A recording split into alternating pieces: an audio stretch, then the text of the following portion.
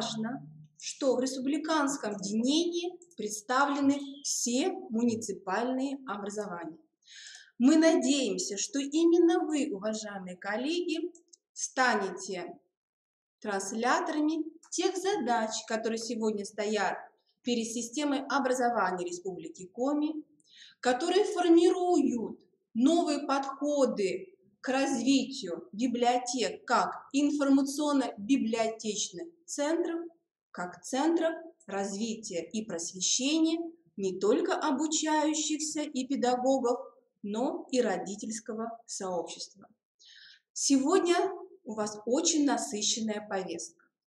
Мы надеемся, что каждый из вас будет подключаться к решению всех задач, которые сегодня будут обозначены. Я надеюсь, что вы будете задавать в рамках нашей онлайн-сессии вопросы. Нам очень важно, чтобы мы получали во время заседания обратную связь. Несмотря на то, что вы нас видите, а мы вас нет, мы надеемся, что именно ваш отклик на те вопросы, которые будут рассматриваться, мы будем получать именно онлайн. Коллеги, я вам желаю успешной работы. Я понимаю, что год будет очень для нас напряженным, но я надеюсь, он будет успешным. Задач перед нами стоит много, и мы надеемся, что мы будем включаться не только в республиканские проекты, но и федеральный проект по поддержке детского и юношеского чтения. Уважаемые коллеги, желаю вам успешной работы. Спасибо, Галина Владимировна. Наверное, потихонечку начнем. Да, смотрю, кто-то не может подключиться, да. Есть ответы. Можем что-то сделать здесь? Даже вот не даете подключить. Это наш, у нас все хорошо идет, да? Значит, где-то на местах. Да. Может быть, перезагрузите браузер. Если кто-то не может подключиться, попробуйте. Наверное, и мы продолжим, да, уже начнем непосредственно работу. Да, по повестке дня и первым вопросом у нас проблемы, связанные с формированием централизованного заказа учебников, да, и пути их решения. И мы слово предоставляем заместителю начальника отдела развития общего образования и воспитания Министерства образования, науки и молодежной политики Республики Коми Юлии Анатольевне Савиной. Добрый день, уважаемые школьные библиотекари, представители методических служб, все, кто сидит в этом зале. Очень приятно со всеми с вами снова встретиться в 2018 году. В первую очередь мне очень хочется поблагодарить всех вас за ту проведенную работу в 2017 году. Помните тот насыщенный декабрь, когда мы были, получается, еще заключены у нас 2 государственных контракта, и их необходимо было исполнять в срок до 25 декабря 2017 года. И все муниципалитеты республики отработали, и благодаря этому мы успешно завершили 2017 год. Что нас ждет в 2018 году? На сегодняшний день получается, что на 90% тех средств, которые были предусмотрены, мы заказали учебники по издательствам Винтана Граф и Дропа в рамках централизованного заказа 2017 года на 2018-2019 учебный год. Конечно, не все учебники вошли у нас в централизованный заказ. Они, получается, были отданы приоритеты и включены именно те в рамках средств, которые были предусмотрены. На 2018 год у нас ожидается заказ учебников по издательству «Просвещение». Ориентировочно будет заказано учебников на 14 миллионов по Республике Коми. И посмотрим, как удастся ли еще дозаказать частично Винтану Граф и Дропу, но пока этот вопрос на 100% еще не решен, находится в стадии рассмотрения. Поэтому вам будет снова направлена наша заявка министерства о формировании заказа. Сейчас хочется перейти непосредственно к формированию заказа учебников, которым на уровне Министерства образования непосредственно занимаюсь я. Еще раз я напоминаю, что меня зовут Савина Юлия Анатольевна. Очень часто звонят библиотекари, методисты, управление образования, школьные библиотекари и говорят, есть ли такая-то книга, такого-то автора, либо такого. В первую очередь, уважаемые коллеги, когда вы обращаетесь в Министерство образования, прошу всегда быть подготовленными по определенной информации. В первую очередь, вы всегда должны знать, какой номер федерального перечня этот учебник, какой авторский коллектив, для какого класса, да, и как называется этот учебник. Потому что от этих, казалось бы, простых вещей зависит как бы полный ответ и правильная информация. Очень часто приходится встречаться с ошибками при написании авторского коллектива. Порой бывает так, что некоторые учебники у нас авторский коллектив схожий, да? То есть две фамилии – это уже один учебник, по один номер федерального перечня. А если фамилии переставлены, и вторая написана первой, а первая фамилия второй, то это уже получается другой номер федерального перечня. И когда формируешь заказ, вот на этой именно почве бывает очень много нюансов, когда приходится доуточнять, какой же именно учебник хочет заказать та или иная образовательная организация. Сразу же вам отвечаю, не надо обращаться с таким вопросом. Дайте мне учебник биологии там синенький или красненький, да? Еще раз обращаю ваше внимание, что приходится сталкиваться с такими вопросами. Я не знаю обложек учебников, какого они цвета. Еще раз вам повторяю. Номер федерального перечня, авторский коллектив именно в том порядке, который он записан в федеральном перечне, наименование учебника и для какого класса. Вот это 4 составляющие позиции, которые вам необходимо учитывать. Это первый момент. Второй момент, с чем мы сталкиваемся, это разновидность предметных линий, которые вы используете. Когда задаешь дополнительный вопрос и спрашиваешь, да, почему вы решили перейти на ту или иную линейку учебников? Учились до этого по одной линейке учебников, сейчас у вас вдруг появилась совершенно новая. Получаешь в большинстве случаев, это фактически 99,9%, а учитель так захотел. Уважаемые коллеги, на сегодняшний день не может только учитель решать, по какой линейке учебников нужно заниматься. Это обязательно должна быть привлечена администрация. Это административно-управленческое решение. Потому что в соответствии с законом об образовании в Российской Федерации учитель имеет право на выбор форм, методов содержания, да, которые он использует при организации образовательной деятельности. Но в любом случае решение о том, какой перечень учебников и учебных пособий будет использовать та или иная образовательная организация, это решает администрация.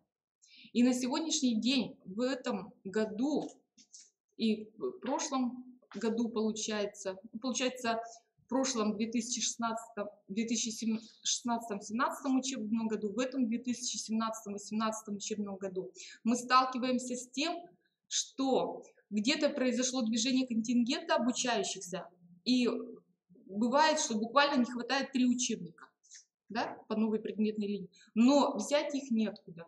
Вот эти 3 учебника, и сразу же встает вопрос, а как организовать обучение по данной линейке учебников? У нас не хватает учебников, что нам делать? Когда спрашиваешь, а по каким учебникам вы занимались ранее? Говорят, а вот мы раньше использовали совершенно другую предметную линию. И то есть, смотрите, когда наперед не делаешь прогноза, всегда возникают высокие риски. Высокие риски в том, что не сможешь в полной мере обеспечить всех обучающихся в случае движения, и плюс риск того, что учитель, если вдруг где-то произойдет, что поставка учебников где-то задержится и не будет этот учебник 1 сентября, да, такие случаи тоже иногда бывают, учитель тоже фактически остается, вы знаете, без вот этой методической поддержки, да, в виде учебника, каким образом тогда ему составлять программу. Вот эти вопросы. Прошу вас на них обратить внимание. В целом, если посмотреть по долям учебников, да, от разных издательств, которые мы заказываем. Конечно же, от всей суммы лимитов, которые есть в государственной программе развития образования, получается 70% средств уходит на издательство просвещения.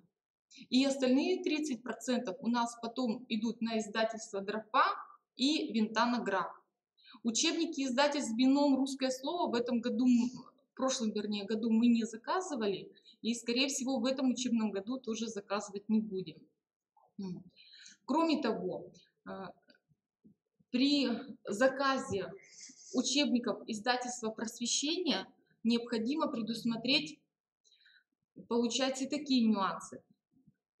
Получается, что иногда есть обучающиеся, которые занимаются либо в специальных коррекционных классах, либо в обычных классах, но фактически с определенными нарушениями здоровья, да, и им нужны другие учебники. Так вот, я хочу, коллеги, вам сказать, что если сейчас вот вы будете заказывать учебники издательства просвещения, обратите, пожалуйста, на детей с ограниченными возможностями здоровья. Они тоже входят в данный перечень, и их тоже можно и нужно заказывать. Потому что в основном заказывают только учебники для детей без каких-либо нарушений. В целом, основные такие вопросы у меня все. Хотелось бы обратить внимание на движение контингента обучающихся и правильность прогнозных цифр. Вот передо мной статистические данные по количеству обучающихся. Смотрите, получается всего обучающихся в 7 классах по всей республике 9492 человека. В 8 классах 9601 человек. Да? Если мы возьмем первых классов, то их 10795 человек. Первоклассников, да, то есть это говорит о том, что через несколько лет мы вновь встретимся с увеличением контингента обучающихся. И поэтому при формировании заказа на 2018 год учебников издательства просвещения прошу посмотреть конкретно по каждой школе, по каждому муниципальному образованию, начиная с 1 класса, сколько же детей у нас будет, да? Потому что на сегодняшний день мы заказываем поэтапно учебники 8 классов, далее 9, 10, 11 классы, потом опять поэтапно пойдут первые классы. И то есть пока мы снова дойдем до 8 классов, вы понимаете, на это пройдет определенное тоже количество времени.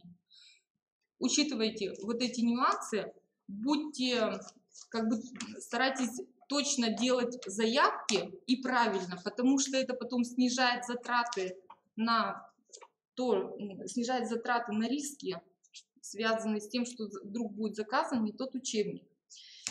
И еще вот я в руках держу информационно-методический журнал, не знаю, как показать, чтобы было видно. Видно. Видно, да?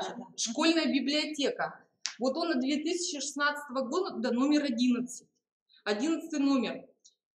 Прочитайте его. В этом журнале все написано про школьные библиотеки нового поколения.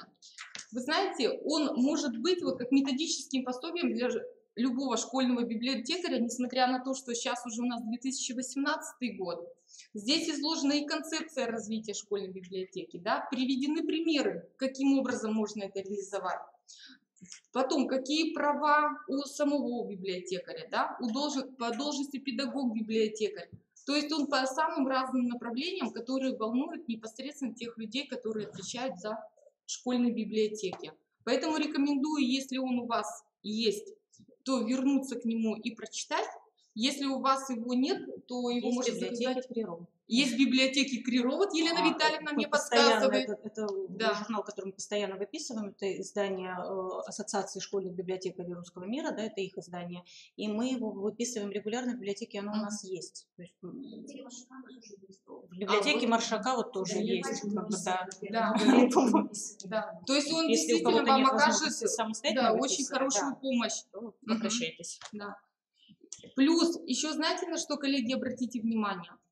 Заказ социально значимой литературы.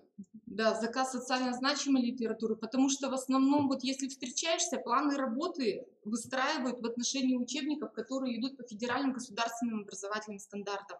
Но в первую очередь мы тоже живем в Республике Коми, и этнокультурная составляющая по художественной литературе, социально значимой литературе на коми языке, либо на русском языке о коми, она тоже важна. И в своей работе мероприятия, которые у вас есть, и направления работы, тоже их учитывайте. И попрошу муниципальные органы управления образованием также ставить эту задачу в деятельности общеобразовательных организаций. Большое вам спасибо. У меня все кратко. Кратко, да? Подождите, Юлия Анатольевна, вдруг вопросы у нас есть. Хорошо. Так, в чате пока вопросов не вижу. Да? Не вижу, что подразумевается, где пользователь в чате пишут. Я тоже не понимаю. Так. Может быть, у участников, которые здесь присутствуют, вопросы. Сразу, пока Юлия Анатольевна у вас тут рядом, перед глазами, да, можете задать вопросы. Сейчас проходил конкурс, Елена Витальевна, ну помните, когда мы баллы ставили по библиотеке? По году экологии, «Защити свою землю». «Защити свою землю». Очень положительные отзывы, могу сказать, про Ухту. Там, получается, 2 педагога были, да?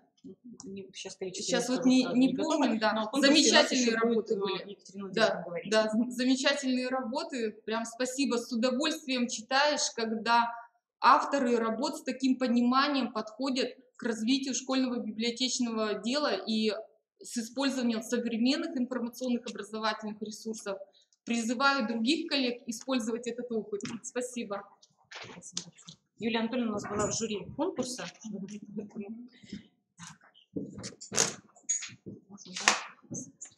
Так, вопросов нет больше, Юлия Анатольевна. Юлия Анатольевна, есть вопросы, да? А можно вот, все-таки Юлия Анатольевна тогда вернуться? Ага, хорошо. Потому что иначе... По издательству «Ангур» на сегодняшний день, получается, тоже у нас где-то в течение февраля будет направлена заявка в муниципальные органы управления образования о потребности в учебниках издательства «Ангур». Исходя из этой потребности, у нас будет сформирован заказ учебников, которые мы сможем приобрести в рамках централизованного заказа, и в том числе по согласованию с издательством «Ангур» путем кооперации муниципальных образований, ну то есть приобретение за счет школ либо органов муниципальных образований, возможно, тоже будет приобретение учебников, недостающих учебников. Вот. Почему нужно кооперироваться, коллеги? Потому что у издательства «Ангур» стоимость учебника напрямую зависит от количества тиража. И нужно тоже нам с вами понимать, что 10 учебников никто не выпустит.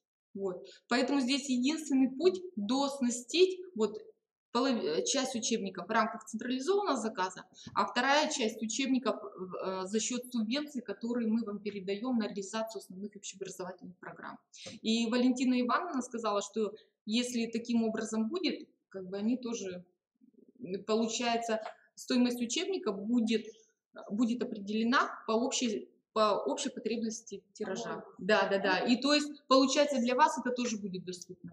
По городу или по республике? Нет, не по городу, по республике. По республике, да. То есть мы соберем данные, оттуда 10, оттуда 20, оттуда 120, да, и в результате у нас выйдет это. Но нужно понимать следующее, что при заказе учебников где-то 500 экземпляров, стоимость выходит учебника примерно 400-450 рублей. Даже надо ориентироваться на 450 рублей.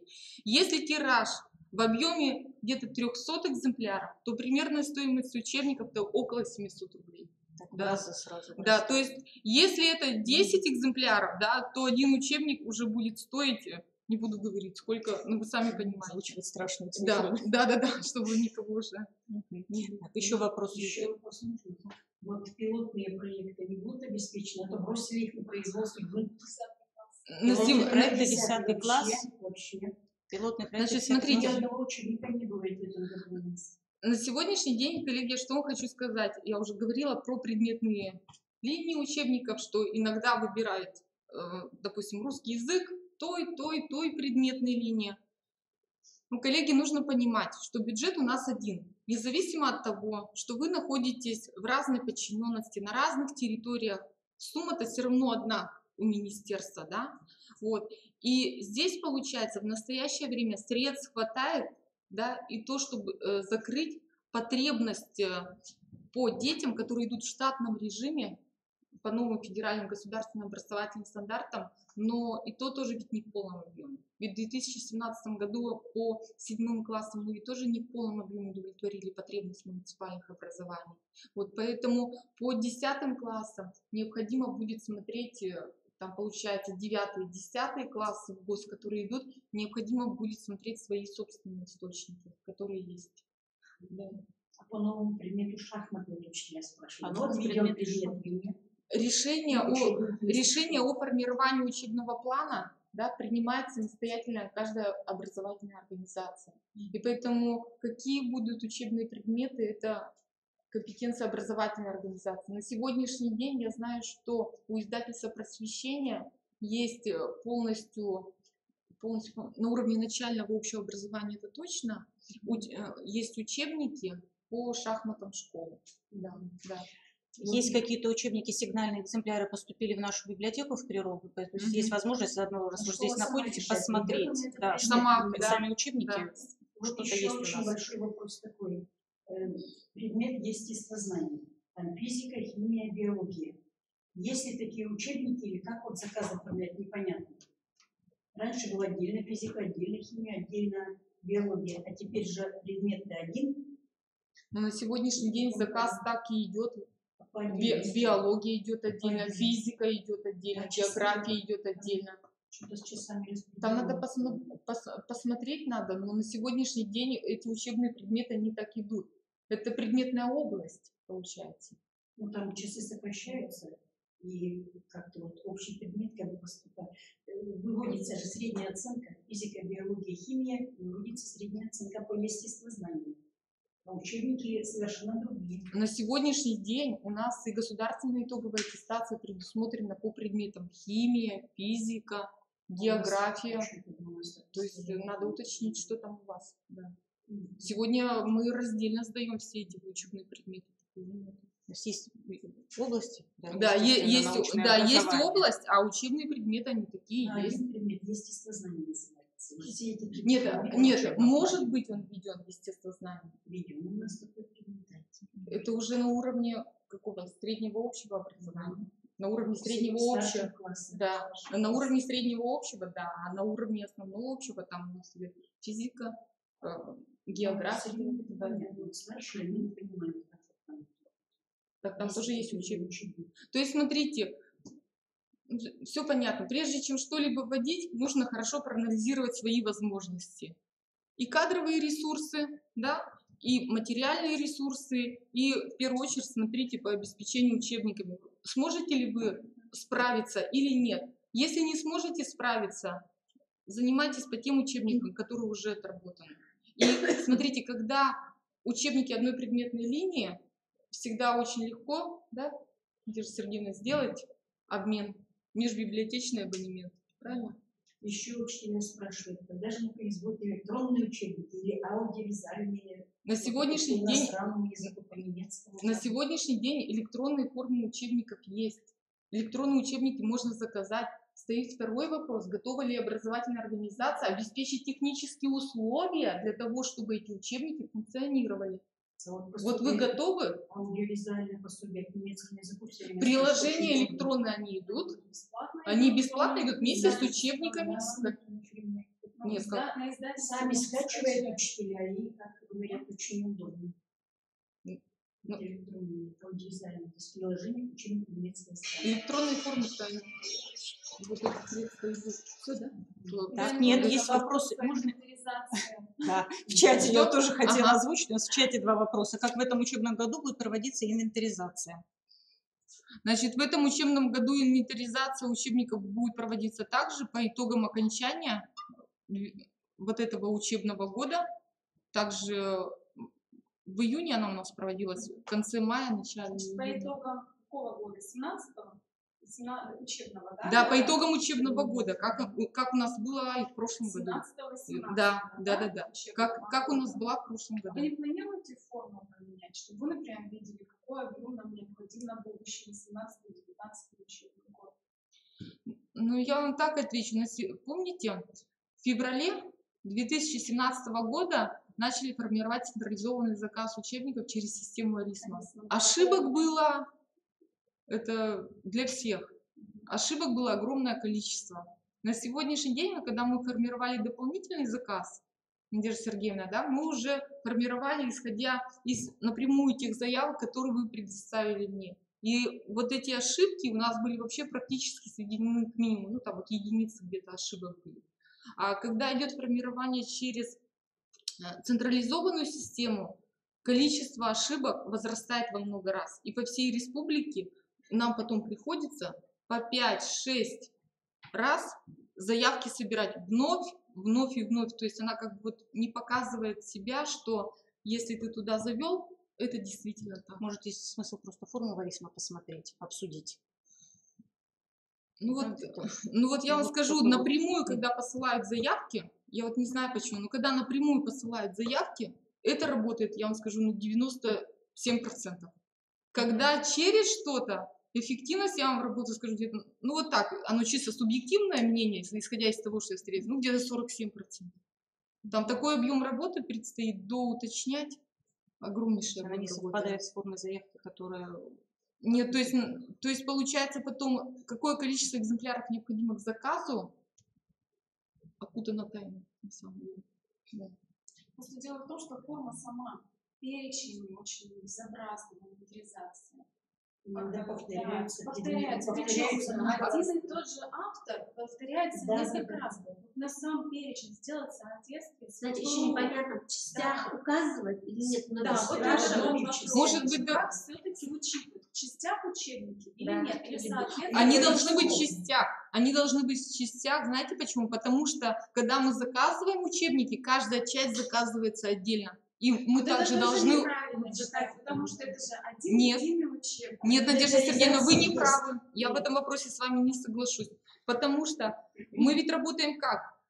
Вот мы, издательство, всегда вместе, да? И чтобы правильно вести учет, каждая часть, она фиксируется отдельно. Он же в накладной отдельно приходит.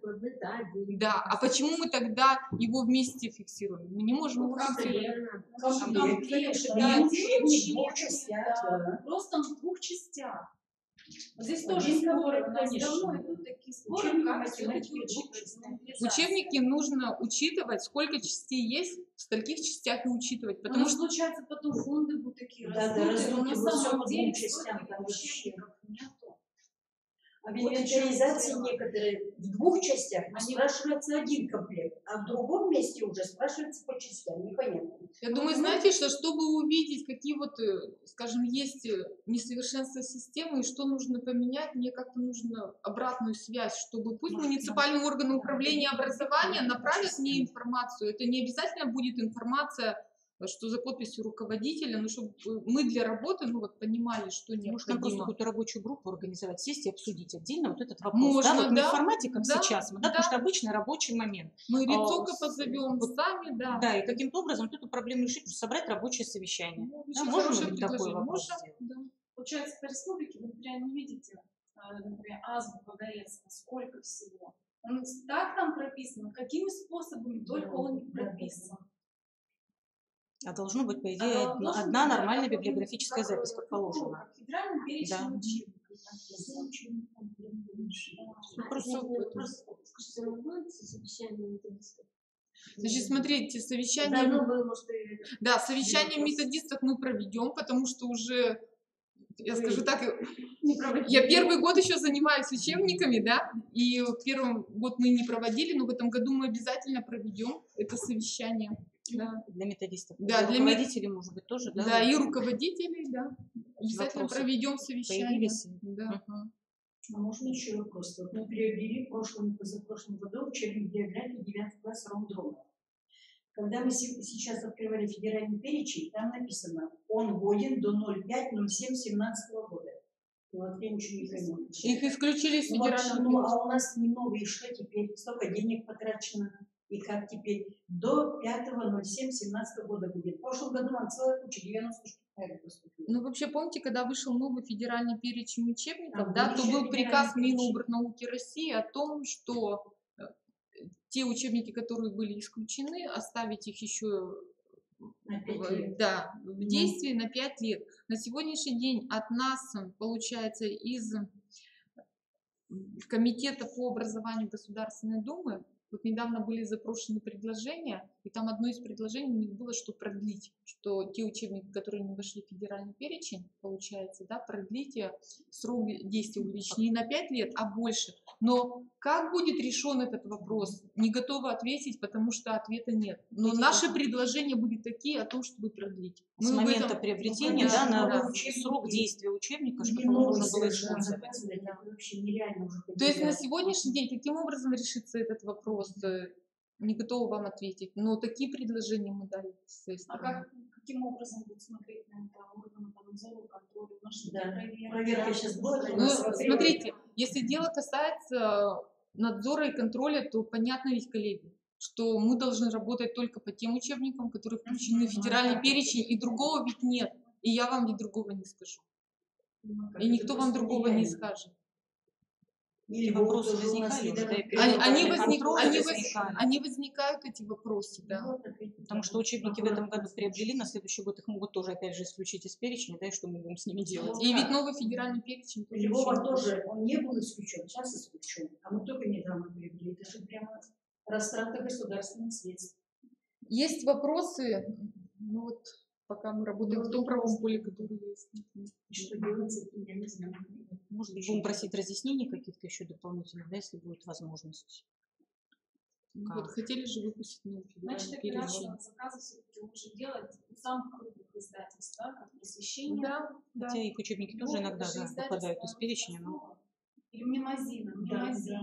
Мнемозина, наверное, вышла. Потому что не было с углубленным изучением больше ничего в списке. Мы заказывали из-за этого. А у нас школа, то есть углубленное изучение отдельных предметов. И как теперь делать? Учебника нет, опять придираются, что нет учебников. Учебник по весьмому виду можно заказывать не только для 8 классов. Вообще ничего. Пускай закажут. Обоснование только сделать. Вот здесь поступил вопрос, учебники по 8 виду можно заказать будет не только для 8 классов. Наверняка у вас их не такое большое количество, вы закажите, а там дальше посмотрим. То есть я не могу вам прям гарантировать, да. Точечно будем смотреть. Если появится возможность, то будем исходить из приоритетов. Еще вопросы? Вопросов всегда много, связано с централизованным заказом, их огромное количество, тут можно бесконечно, да, поэтому... Не последний раз общаемся по этому поводу. Если мы с ней по централизованному заказу, когда идет поставка учебников, рядом муниципалитетов ежедневно, там, знаете, у меня что, там уши краснеют от телефонных переговоров, поэтому эта тема всегда будет жива. Спасибо большое, Елена Анатольевна. Так, ну, а мы пока продолжаем тогда, да, у нас немножко сегодня такое разноплановое получилось заседание. Так, и я, наверное, хочу представить все-таки слово нашим методистам, да, которые работают со школьными библиотекарями, да, у нас стоял вопрос представления лучших практик проведения месячника школьных библиотек. Мы о нем говорили, да, информацию на портале мы тоже размещали. И, в общем-то, еще раз хочется напомнить о том, что ваши разработки, связанные с деятельностью, да, и школьных библиотекарей, педагогов, библиотекарей, проведения акций каких-то, мы можем размещать на портале «Открытое образование». Я показывала его в прошлый раз, да, на прошлом заседании. И мы, в принципе, можем... Вы можете свои новости, которые связаны с проведением каких-то акций, направлять в институт, можете на мой адрес направлять, наверное, Екатерина Владимировна занята немножко, да, больше на тот адрес, те электронные адреса, которые представлены на портале «Открытое образование» в рубрике «Методическое объединение. Школьная библиотека». И большое количество ваших новостей, да, которых мы не знаем, сможет увидеть вся республика. Я думаю, что это будет замечательно для нашего опыта и для вас, для представления своего опыта, да, на будущее. Поэтому еще раз вам просто об этом напоминаю. Обращайтесь, звоните. И вот тот опыт, о котором нам сегодня хочет рассказать Надежда Сергеевна Колигова, да, методист управления образования города Сыктывкара. Так. Включу, да, сейчас папочку большую. Угу. Так.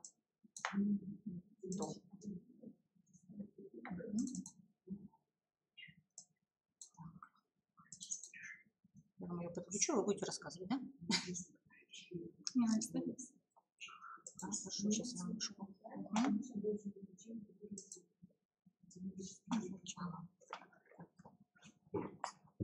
Видно, напоминаю, да, что наше республиканское метод объединения – это еще и площадка для представления вашего опыта. Добрый день, уважаемые коллеги. Меня зовут Кулигова Надежда Сергеевна. Я методист муниципального учреждения дополнительного профессионального образования Центр развития образования. Сегодня я хочу немножко рассказать об опыте работы городского методического объединения библиотекарей муниципальных общеобразовательных организаций города Сыктывкара. Наше городское методическое объединение работает в соответствии с планом работы. Он подразделяется на работу с учащимися и библиотекарями, педагогами-библиотекарями. В основном с учащимися ведется работа по привлечению учащихся к чтению как в традиционных, так и в инновационных формах работы.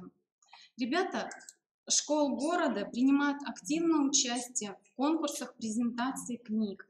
«Выбери свою книгу», «Найди свою книгу», «Дорогая сердцу книга о войне». Уже 8 лет подряд организуются и проводятся олимпиады по информационной культуре для учащихся 4 классов информина, где ребята выполняют тестовые задания, осуществляют поиск информации в справочных изданиях. Олимпиада направлена на повышение информационной культуры учащихся, развитие основных умений и навыков самостоятельного поиска и выбора нужной информации в различных видах изданий. По итогам Олимпиады также проводится у нас праздник «Путешествие в Книгоград», посвященный неделе детской и юношеской книги. В 2016 году мы впервые опробировали и провели малый поэтический марафон «Мой край родной, я песню тебе пою», посвященный 95-летию Республики Коми. Ребята демонстрировали стихотворение о Республике Коми собственного сочинения. Также в 2017 году мы повторили эту форму работы и провели малый поэтический марафон, посвященный Году экологии в Российской Федерации и Году добрых дел в Республике Коми. Я открываю мир природы. По итогам малого поэтического марафона «Мой край родной, я песню тебе пою» муниципальным учреждением дополнительного профессионального образования Центр развития образования вышел альманах работ участников малого поэтического марафона. Сейчас мы вам его продемонстрируем.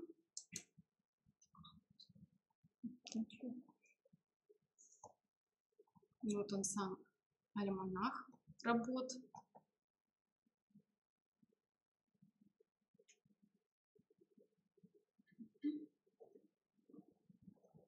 В конце у нас мы собирали по итогам малого поэтического марафона отзывы учащихся. Они также включены в сборник. И здесь же в сборнике у нас положение, да, о проведении мероприятия. Вот. Сами отзывы ребят.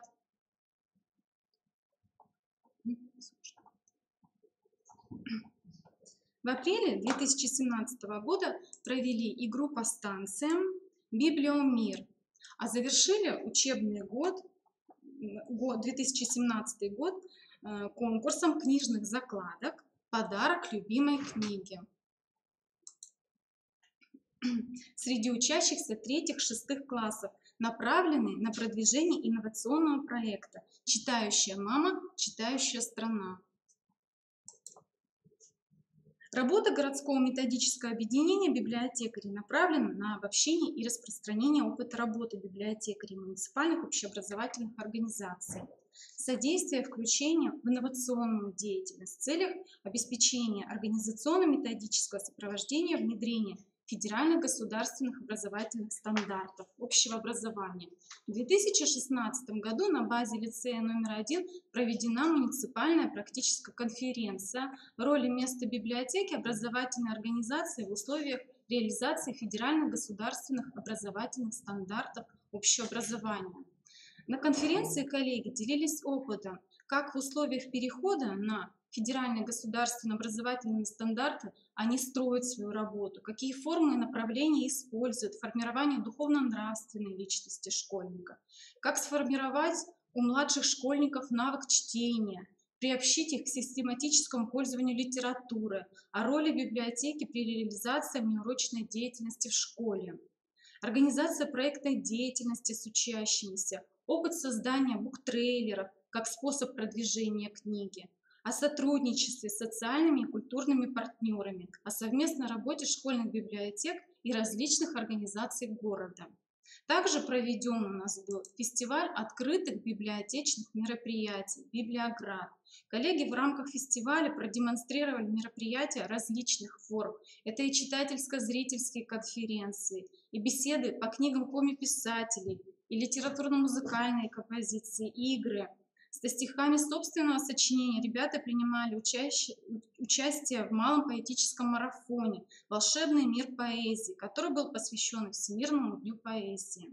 Также была презентация по книге Валентина Каверина «Два капитана. Бороться и искать, найти и не сдаваться», которая была посвящена Году российского кино.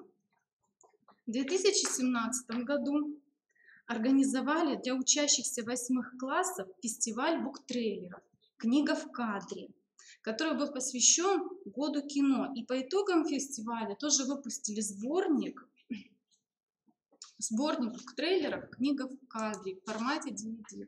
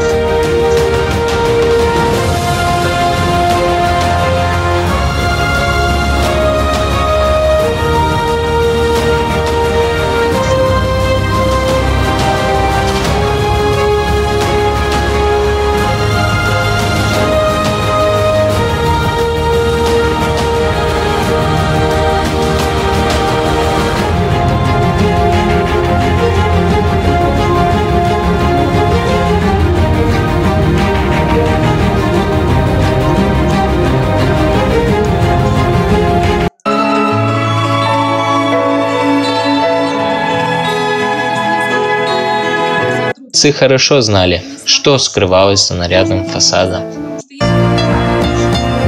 Возраст первой любви. Вот и в классе все перевлюблялись.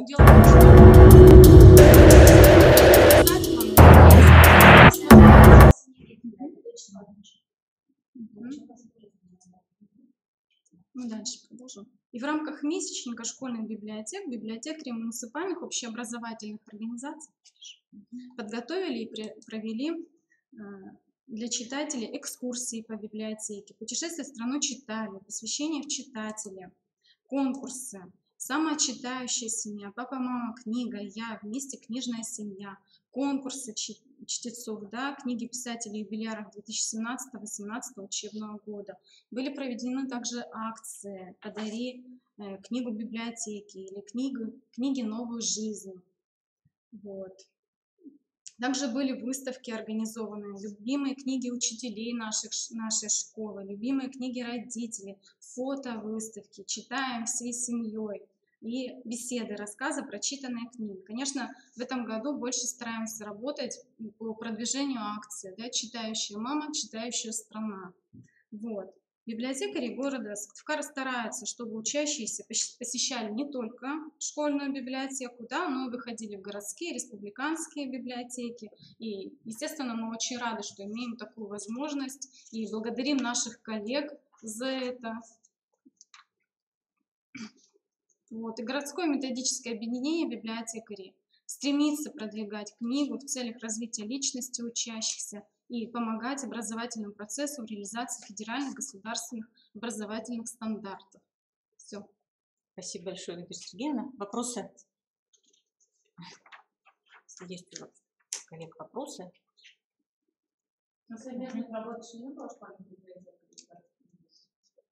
Почему школьные библиотекари это и есть город Сыктывкара?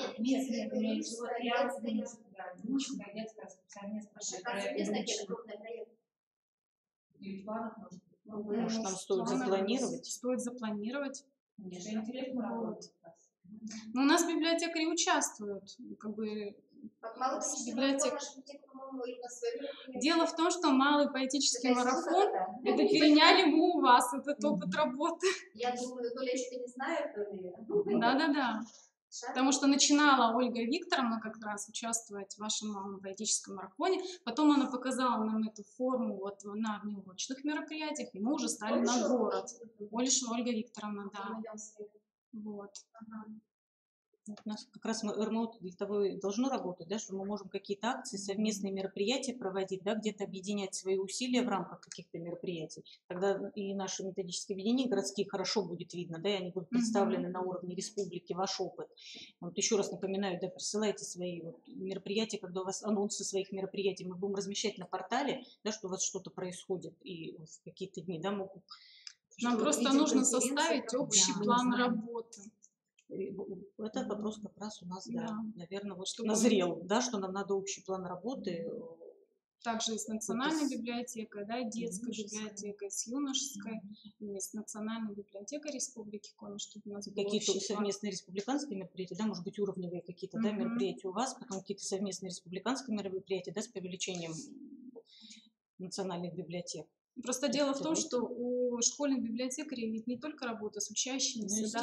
У нас огромная работа с учебниками. Да, но при этом вот эта вот работа с учебниками, она просто нас уже губит. Вот в чем дело. Вы сами понимаете, у нас очень-очень много проблем, очень много проблем. Один библиотекарь работает на школу, где 1200 учащихся, еще 100 учителей, да? Это с каждым, еще и родители, это с каждому нужно найти подход. При этом вы умудряетесь такие огромные массовые мероприятия проводить, да, и может мы как раз где-то совместными усилиями, это было где-то, может, и проще, мы бы помочь где-то могли, да, подключиться. Я буду очень рада, если да. мне помогут. Для этого нужно потому что у нас сейчас проходил конкурс закладов. Представляете, это было 181 работа. Это ужас какой-то. И они все такие разные, да? Ведь этот конкурс, он идет как международный конкурс, и в рамках месячника школьной библиотеки ведь можно туда подключаться с этим конкурсом. Не выходили пока, нет на уровень международный с этим конкурсом, а он ведь есть. Конкурс закладов, он идет в рамках международного месячника школьных библиотек, да. Это туда можно заявочку отправить, да, тут и нам надо будет, наверное, да, посмотреть, давайте как вместе. это нам можно будет сделать. Информацию, потому что я закидывала на портал, да, но не всегда, видимо, где-то доходит она иногда, да, то есть заглядывайте на портал, буду еще тогда заодно параллельно по почте. Отправить уже готовые, это конечно, можно партнеров найти международных, это есть. Соответственно, следующий месячник школьных библиотек, там он опять будет, скорее всего, да, проект этот работать.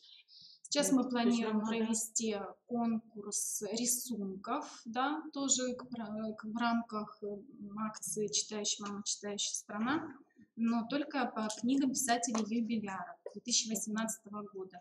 Следующее, что мы планируем, мы все-таки хотим продвинуться с Олимпиады дальше, не только на уровне 4 класса проводить, но и дальше пойти уже в 5 классы. Просто тоже еще думаем, как, в какой форме лучше ее провести. Ведь Олимпиада что, тоже да, очень хорошая у вас, ее, наверное, тоже можно уже на уровень республики фактически выходить, ну, надо менять демонстрировать. будет Но тогда форму, форму, да. может быть, надо посмотреть. У нас столько совместных, может быть, проектов замечательных. Как-то нам нужно, видимо, общий план. Может быть, нам Вообще, я надо... бы очень хотела, чтобы был где-то какой-то банк данных, да, где можно было, например, наш по республике Коми, да, вот наш школьный библиотекарь, где, например, можно было скинуть туда положение, да. Мы У же нас очень есть много портал конкурсов «Открытое проводим. образование».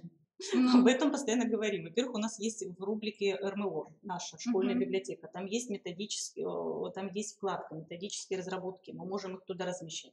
То есть вы, ну, единственное, что пока вот у нас нет возможности, чтобы вы сами их туда размещали, да, соответственно, вы должны будете перенаправить их на меня, например, да, и мы их отсмотрим, и можно будет туда разместить.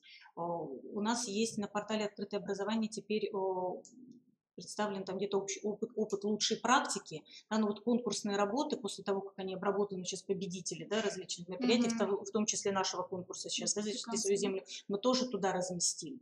Да, поэтому у нас есть такая площадка, мы можем это делать. Об этом я говорю, да, но я же не могу каждый раз забрасывать информационные письма, да, пришлите, пожалуйста, ваши методические разработки. Давайте как-то подумаем, как мы это централизованно можем сделать, да, чтобы вот вы материалы свои направляли, хорошие такие, да, только они должны быть грамотные, хорошие, составленные в соответствии с методической разработкой, да, и мы их будем туда размещать. Это будет опыт и для вас, естественно, да, хорошо, и для коллег. То есть, пожалуйста, мы вас к этому вот призываем уже буквально постоянно. Так что давайте будем работать, сотрудничать в этом плане. Мы не знаем, да, что где происходит. То есть нам тогда нам, возможно, надо... В этих мероприятиях мы размещали на вашем сайте. Ну какие-то, да, часть мероприятий на сайте. Давайте кроме сайта еще на портал, потому что та информация, которая размещается на сайте, да, не всегда, ну, как бы для меня как сопредседателя РМО, да, Екатерины Владимировны, как председатель РМО, она до нас не всегда доходит, да, потому что сайтом немножко как бы другой человек занимается. А мы занимаемся нашим конкретно порталом, нашей рубрикой вот этой республиканской. Давайте дублировать тогда. То, что вы сюда размещаете, мы будем параллельно еще на портале, во вкладке РМО тогда размещать. Давайте вот таким образом.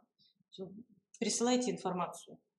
Буду периодически, значит, направлять тоже напоминалки, да, что на свой происходит, сайт, конечно. Закидываем на свой сайт школы, библиотека написано туда. Будем отсматривать работы, смотреть какие-то самые лучшие варианты, что-то лучше будем размещать. Вы туда закидываете Да, что? Информацию о том, что прошло, да? А вот именно вот чтобы положение, может, нам тогда нужны сейчас планы, которые... Там все, что касается библиотеки, у меня библиотека. Потому что прежде чем что-то провести, мы всегда разрабатываем приказы, положения, а это тоже такой огромный труд, потому что нужно продумать все до мелочей. Когда начинаешь, вот тот же самый конкурс закладок, когда начинали уже оценивать, столкнулись с рядом трудностей, о том, что по правде мы просто расписали для учащихся такие требования бешеные, а сами сталкиваемся с трудностью, с тем, что это, правда, это невозможно просто все. У нас было положение, все разработано, у нас тоже такой прошел конкурс, только что и только подвели. Но не указал этот кабинет, и все, кто хотел, там, знаете, море закладок было у нас. Трудно было разобраться, надо было указать конкретно, вот, как-то более конкретно. Они еле справились, когда выбирали эти закладки. Потом у нас ведь там есть рубрика дискуссионная площадка, да, когда вот какие-то вопросы такие, да, которые нам надо обсудить, да, тоже можно туда разместить. Обращайтесь, мы туда будем размещать эти вопросы, да, и как-то совместно, может быть, тогда находить какие-то решения. То есть возможности есть, потому что, сами понимаете, у нас не всегда есть возможность вот так собраться очно, да, поэтому мы можем портал использовать, какую-то площадку очень активно. Но для этого ко мне тоже должна информация это хотя бы стекаться, да, чтобы я понимала, что нам надо, о чем говорить дальше. То есть мы готовы точно так же к национальной библиотеке, да, ведь тоже вашу информацию мы можем туда размещать, анонсировать какие-то мероприятия, которые происходят.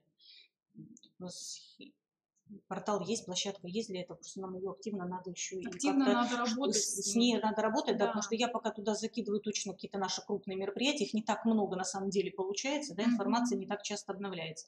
Если будут ваши еще мероприятия, там, да, она у нас начнет работать, посещаемость, естественно, ее тоже у нас вырастет, да, в общем-то, я думаю, и дискуссионные какие-то вопросы можно будет там развернуть, да? Ну да. Вот. Спасибо Спасибо большое большое, всем Надежда за Сергеевна, внимание. вам спасибо большое за ваш опыт огромный, представленный. Так, ну и продолжая, да, вопросы различных наших конкурсных движений, я бы хотела слово предоставить нашему председателю РМО, да, прокуратору Екатерине Владимировне, да, и вот немножко о наших конкурсных мероприятиях, да, вот, вопросы, проблемы там, да, она озвучит.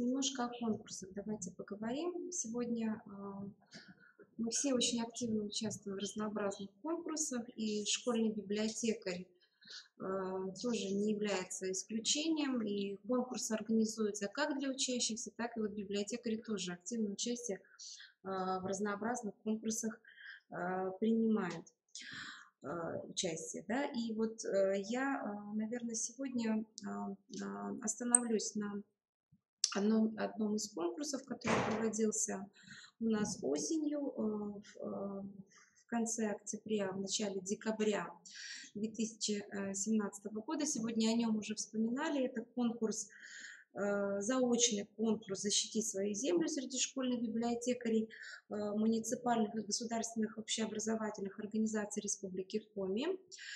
И, наверное, вот во многом этот конкурс показателен. Мы можем сегодня уже озвучить результаты вот этого конкурса, конкурсного отбора, который был произведен. И вот на примере этого конкурса, наверное, мы можем поговорить как о плюсах тех работ, которые присылаются на конкурсы, так и вот о каких-то минусах, да, недостатках, которые, наверное, вот, можно попытаться избежать в следующий раз. Но вот надо сказать, что вот данный конкурс, как и все прочие, да, которые проводятся, они, конечно же, прежде всего организуются в целях активизации деятельности школьных библиотек Республики Коми. И вот этот конкурс, он показал, что действительно работа проводится достаточно интересная и плодотворная. Что касается конкурса «Защити свою землю», то вот все, наверное, кто в нем участвовал, хорошо изучили положение. Вот мы можем сегодня подвести итоги. Было определено 5 номинаций. Я назову сейчас, быстренько пробежимся по ним, вспомним. Это номинация «Экомир Республики Коми». Вот надо сказать, что вот по этой номинации было прислано самое большое количество работ, было 14 работ. Дальше следующая номинация – это библиотекарь, эколог, творческая личность. Это, наверное, одна из самых непростых была номинаций. С одной стороны, эссе, да, мы все знаем, как оно пишется, но вот всего одна работа. Это сочинение, размышление, эссе на тему экологии в моей жизни. Не просто, да, наверное, написать эссе, тем более это такое, которое будет, ну, как-то вот будоражить наше сознание.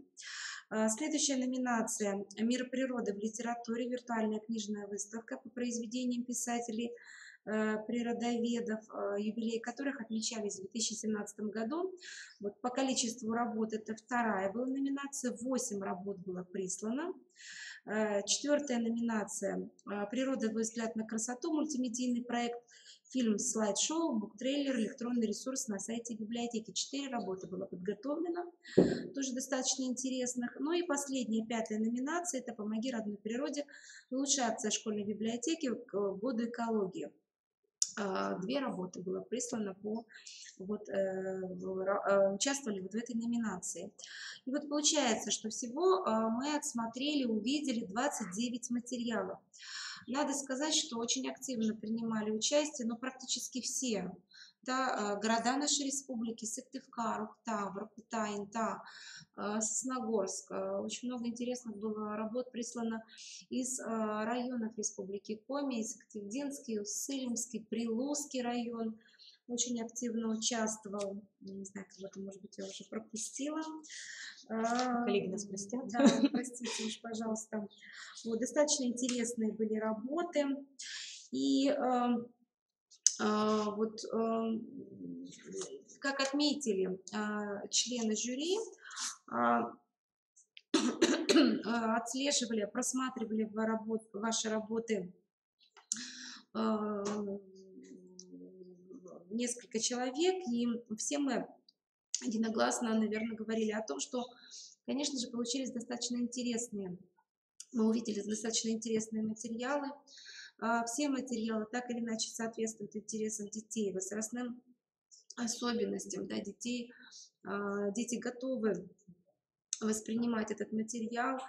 Были представлены самые разнообразные формы проведения мероприятий: заочные экскурсии, библиотечные уроки, и викторины, виртуальные путешествия, брейринги, интерактивные познавательные игры и так далее.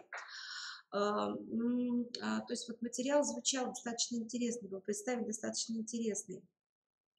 Но,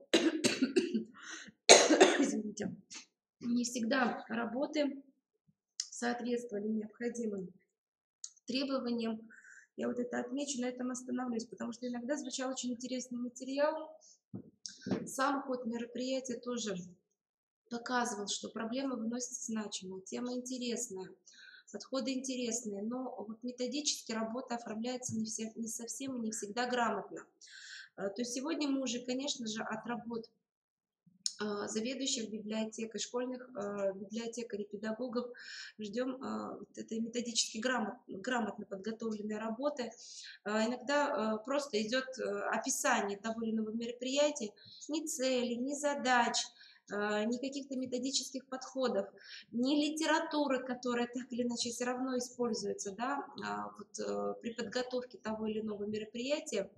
И, конечно же, вот те работы, которые получили высшие места, первые места в разных номинациях, они вот этим критериям, да, соответствовали. Мы видели, что там и электронные ресурсы, и печатные ресурсы разного рода представлены, очень грамотно, четко сформулированы цели, задачи работы. Мы видели, что многие работы, они авторские, они творческие. Мы видели вот этот индивидуальный подход. Это, конечно, всегда приветствуется. И вот эти моменты, да, которые сейчас вот я обозначила, они, конечно же, вот, позволили участникам выйти вперед, да, получить вот эти призовые места. Елена Витальевна, наверное, обозначать не надо? Да, нет, наверное, все видели, все это выставлено, кто получил первые места. Мы сейчас не будем на это тратить время. Ну и, конечно же, мы еще раз с своей стороны призываем активнее участвовать в конкурсе, потому что мы видим, что очень много идей, очень много педагогических наработок. И вот самым сложным, наверное, для тех, кто еще не участвовал в таких проектах или не так часто участвует, самым сложным является первый шаг — участвовать в конкурсе. Да? Мы ждем этих работ, ваших работ, ждем вашего участия.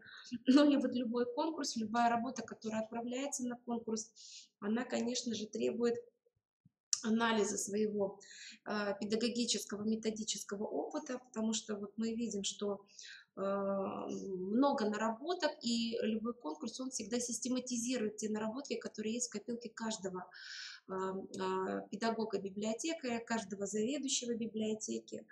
И, по сути, вот, когда мы отправляем работу на творческий конкурс, мы проводим такую исследовательскую работу по обобщению своего уже имеющегося опыта. И когда оцениваешь работу, конечно, сегодня мы уже смотрим, да, насколько эффективно используются современные, да, педагогические технологии, насколько современно используются электронные ресурсы и все вот эти моменты, если они в работе присутствуют, конечно, они вот улучшают, да, те вот, материалы, которые вы привлекаете, которые вы отправляете на конкурс. Так, ну вот, наверное, это основные моменты. Так вот, очень приятное было впечатление. Мы увидели, что наши педагоги, библиотекари, заведующие библиотекой, они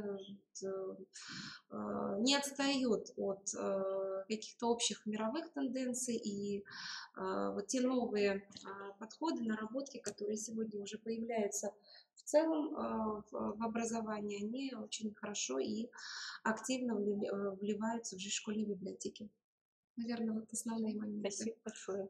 Да, если вопросы возникают сейчас, да, у коллег там по дипломам, сертификатам и так далее, они все готовы. Сертификаты мы разослали в электронной форме для участников, да, конкурса.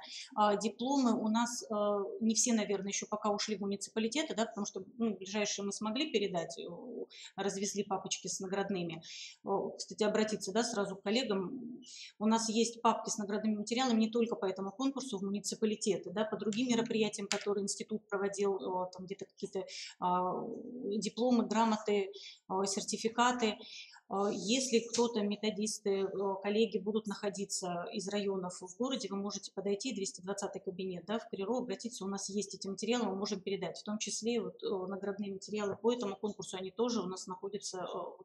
Ну, сами понимаете, что по почте всегда не всегда удобно, да, рассылать, здесь накопился целый такой объем, мы думали, что будет совещание для руководителей управления образованием, мы сможем там вручить эти папки, да, но вот немножко не получилось, поэтому если у кого-то будет возможность, вы подходите, мы, в общем-то, папки, и будет массовое какое-то мероприятие, значит, мы передадим их на это мероприятие наградные, да, в управлении образованием. Потому что в Сыктывкар мы, управление образования Сыктывкара, Сыктывдина отвезли, передали, а остальные вот находятся у нас пока на данный момент. То есть они готовы, они есть, вы их получите, естественно, в обязательном порядке, да, но вот, если будет такая возможность у самих зайти их получить, то это будет замечательно. Мы с удовольствием вам их передадим. Ну и, естественно, конкурсы мы планируем на будущее тоже для школьных библиотекарей в том числе, причем надеемся, что работ будет гораздо больше, да, потому что вот видя опыт и те мероприятия, которые проводятся на уровне муниципалитетов, да, огромное количество участников, огромное количество мероприятий, которые проходят, мне кажется, и на республиканский уровень уже опыт этот свой пора представлять, да, и материалы тоже должны быть. Они у вас есть, вы просто, да, действительно нужно, наверное, сделать просто первый шаг, оформить их, да, и переслать на очередное какое-нибудь республиканское мероприятие. Может быть, нам недостаточно этих конкурсов, давайте обсуждать, может быть, есть необходимость еще какие-то мероприятия провести, да, то есть у нас как раз вот ну и, конечно, наша возможность, да, здесь вот это размещение позволит вот этот богатый опыт распространить, да, на всю республику. Потому что есть очень хорошие работы, которые хоть их уже уже можно увидели, на что внедрять, ориентировались, да, смотрели и что-то коллеги использовали. Некоторые работы очень хорошие, там и приложения разработаны, и критерии оценивания, то есть это уже готовые работы, которые, пожалуйста, бери, проводи. Поэтому, конечно, хотелось бы, чтобы они шире были представлены. Так, ну и чтобы очень долго, да, не задерживать, так, понятно, что в формате вебинара, в общем-то, совещаться достаточно сложно, да, мы надеемся, что в следующий раз у нас будет возможность пораньше вас просто информировать о том, что будет происходить РМО, да, и тогда, в общем-то, очных участников будет больше.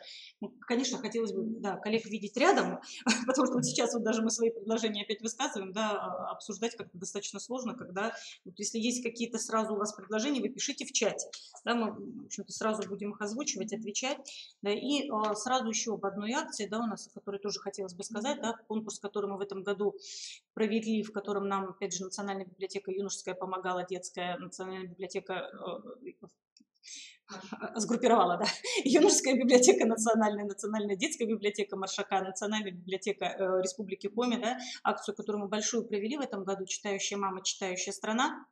Мы ее провели в таком формате в этом году видеороликов, ну, уже не стану, чтобы отнимать время, да, в общем-то, открывать презентацию, какие-то вопросы, но для тех, кто еще не видел информацию, так, на сайте КРИРО она у нас есть с победителями, с данными, то есть участников было очень много. Мы, в общем-то, столкнулись даже здесь, так скажем, с технической некотором роде проблемой, да, потому что было огромное количество участников, отсмотреть эти работы, в общем-то, потребовалось времени, мы немножко даже в него еле-еле укладывались.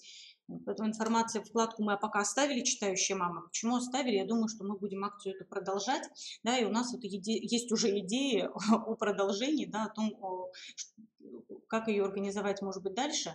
Я напомню, что инициатором, организатором основным этой акции является Ассоциация школьных библиотекарей русского мира, да, и на данный момент она проходит уже в нескольких регионах. Сайт Аршиба, если вы откроете, да, она там есть. И изначально, если мы вспоминаем идею этой акции, да, которая появилась после того, как совместное участие было, да, в Шанхае, да, библиотекарей школьных, международное участие, опыт именно шанхайских коллег в Китае, да, когда у них открыты клубы читающих мам, и мамы по пятницам детям во всех школах, да, читают художественную литературу, современных авторов, классическую художественную литературу, да, и дети по результатам выбирают лучшую маму читающую. И все это активно освещается в средствах массовой информации обязательно. Да, и вот такие клубы читающих мам, да, которые позволили в результате, как акция семейного чтения такого, да, который сближает и обогащает, в общем-то, и детей, и родителей, в результате позволили школьникам шанхайским занять первое место, в общем-то, в таком международном исследовании, как ПИЗа, да, в области чтения. Да, наверное, это показатель очень большой, говорит о том, что семейное чтение, конечно, показатель очень важный. Да, и нам бы хотелось все-таки выйти с этой акцией на, опять же, на школьные библиотеки, да, на вот эти клубы читающих мам, да, так, чтобы хотя бы в виде акций происходило это каких-то. Да, то есть мы сейчас планируем вот уже проект на следующий год, наверное, он уже будет не просто вот как один какой-то конкурс, да, видеороликов, потому что, ну, даже на данный момент очень сложно отследить, где участвовали в этом школьные библиотекари, классные руководители, да, хотя огромное спасибо руководителям методических объединений, потому что я знаю, что они активно подключались, рассылали информацию, нам помогали, да, потому что через них мы тоже, в общем-то, работали, и очень активно видела и школы, и садики, которые в акции принимали участие, и централизованные библиотеки где-то.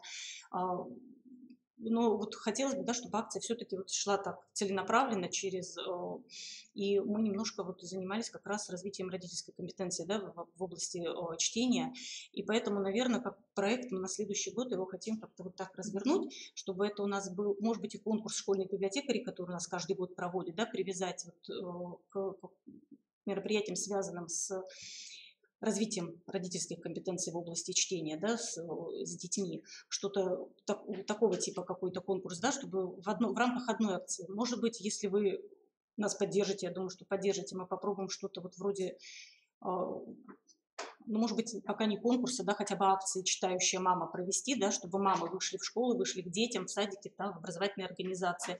Да. Спросила меня, почему вы не участвовали в этом конкурсе. Кто? Спросила, почему вы не участвовали в конкурсе библиотека? Не знаю, информация на сайте-то была у нас, да, может быть, где-то, ну, в общем-то, мы, конечно, в первую очередь обязательно, да, то есть и через библиотеки, через муниципальные библиотеки, ведь можно, да, эту акцию, то есть я думаю, чем больше у нас будет привлеченных участников, да, потому что у нас ведь такая возможность широкая, да, с этой акцией выйти, да, подключить не только школьные библиотеки, у нас ведь садики ведь тоже очень активно участвовали, да, в этом году, и библиотеки централизованные, муниципальные библиотеки подключить, да, к этому конкурсу, и у нас вот такая будет огромное, правда, количество участников. Да, то есть нам надо совместно, да, продумать, как мы эту акцию проведем, а потом, может быть, уже по итогам какой-то конкурс видеороликов тогда сделать, да, как следующий этап конкурса. Может быть, на муниципальном уровне нужно сначала такие акции провести, да, а потом уже вывести на республиканский. Да, потому что я подозреваю, что на следующий год у нас будет еще больше участников. Да, и какое-то общественное... Это правильно, так, да, поэтапные. Да. С последними работами, чтобы мы уже тогда подключили как раз, может быть, руководителей РМО к экспертизе, да, потому что это тоже будет важно, да, экспертное заключение руководителей РМО, да, нам, наверное, тоже нужны, да, советы РМО. То есть вот как-то в таком плане, потому что пока проект еще не разработан в полной мере, да, мы только планируем его на этот год, только вот первая акция закончилась, да, просто чтобы вам такую вводную немножко, чтобы вы были готовы, да, что у нас будут такие мероприятия, мы их планируем, нам надо как-то просто совместно, может быть, собраться, еще раз продумать, что это будет за проект, как мы его будем включать совместно. Да, мне кажется, акция просто вот шикарная получилась по итогам. Да. Мы приглашали в Национальную библиотеку участников, победителей. В общем-то, я думаю, что дети, родители были довольны. И, в общем-то, отзывы были очень хорошие. Да. Я понимаю, что, наверное, кому-то было обидно. Очень сложно было судить работу, да, потому что они такие замечательные все были. Столько вызывали эмоций, столько умилений. Выбирать победителей, это просто было, вот, наверное, очень сложно. Такая тяжелая работа, да, и нам самим иногда вот выбрали победителей, потом где-то вот, и там же хорошие еще эти были работы, эти очень замечательные, да, и, в общем-то, это очень сложно, поэтому просто огромное спасибо всем участникам, конечно, кто принял, да, вот просто за огромное удовольствие, которое мы получили от просмотра, да, в общем-то, и о том, что на самом деле у нас, оказывается, очень читающие родители с детьми. Да, хоть мы и говорим о том, что у нас проблема вроде бы, ну проблема, да, она, наверное, есть, но ведь у нас очень много читающих родителей, которые читают с детьми, активно читают и не просто вот прочитывают произведения, да, обсуждают потом с детьми эти произведения, комментируют.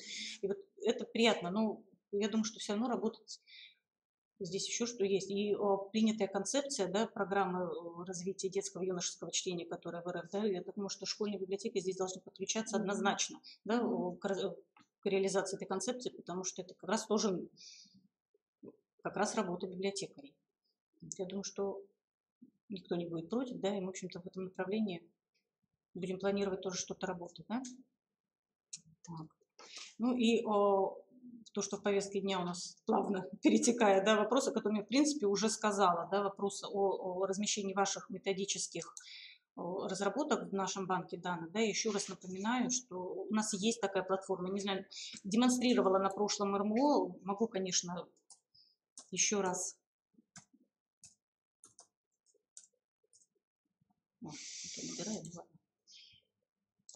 Еще раз к нему вернуться, напомнить. Во-первых, вы можете регистрироваться, те, кто не зарегистрирован. Таким образом пошел, да? Для тех, кто не зарегистрирован, еще раз набираю, просто да, или komi.edu.ru, или образовательный портал Республики Коми. Да, это вот наша с вами площадка, работа с родителями, с педагогами, да, у нас своя, вот педагогам, республиканские методические объединения, да, еще раз напоминаю, школьная библиотека. Да, вот целенаправленно не стали все-таки делить педагоги-библиотекари, да, потому что у нас огромное количество заведующих школьными библиотекарями тогда выпадает, да, из процесса. Мы понимаем, что они нам тоже очень важны, нужны, и работать-то, в общем-то, занимаемся одной. Да. Вот, пожалуйста, то есть вот сюда мы можем размещать наши новости, да, все, вот, которые у вас на муниципальном уровне происходят, в библиотеках национальных, да, то есть мы вот эти анонсы мы сюда можем размещать. У нас есть предметная дискуссионная площадка, да, у нас есть площадка с документами, то, что у нас готовы, вот какие-то поступают, мы сюда размещаем. И у нас есть методическая копилка, вот та площадка, да, куда вы можете, в общем-то, свои материалы предлагать для размещения. Мы будем их, естественно, рассматривать и будем размещать. То есть это тот опыт, который вот... И вот, пожалуйста, вот это, контакты здесь все есть, куда обращаться. И вот новостная лента ваша, да, новости методического объединения. Вот. Мы вас ждем просто с этими новостями. Просто направляйте, да. В общем-то, желательно, конечно, чтобы более-менее отформатированные, требует просто площадка, да, чтобы обязательно была какая-нибудь картинка, поэтому желательно, чтобы вы ее уже заранее нам тоже какую-то представили, загрузили. Да. Есть возможность там размещать внутри документы. Сейчас я посмотрю, здесь есть, нет, не показывает сейчас. Есть возможность размещать документы, фотографии какие-то, картинки, поэтому просто присылайте. И вот все ваши новости для всех, для республики здесь будут. Все, спасибо, уважаемые коллеги, у меня все. Да, если у вас есть какие-то вопросы, да, еще что-то, что обсудить. Какие вопросы? Предложите к следующему заседанию какой-то насущный вопрос. Потому что нам еще много о чем говорить надо будет и в информационных библиотечных центрах формирования, да, которые говорят сейчас на уровне России постоянно, да, и вопросов здесь очень много, мы тоже будем об этом говорить. Вот. То есть ваше предложение, да, даже вот буквально вот, наверное, к следующему заседанию РМО прям вывесим вопрос в дискуссионную площадку, предлагайте вопросы для обсуждения. Потому что у нас повестка дня как бы есть, да, план нормал приблизительный у нас есть, но он все-таки приблизительный, да, это наш рабочий документ. Мы можем в течение года. Все, спасибо большое. Спасибо.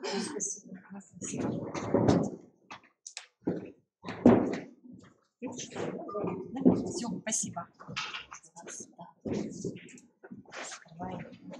Так, если вопросы еще какие-то остались.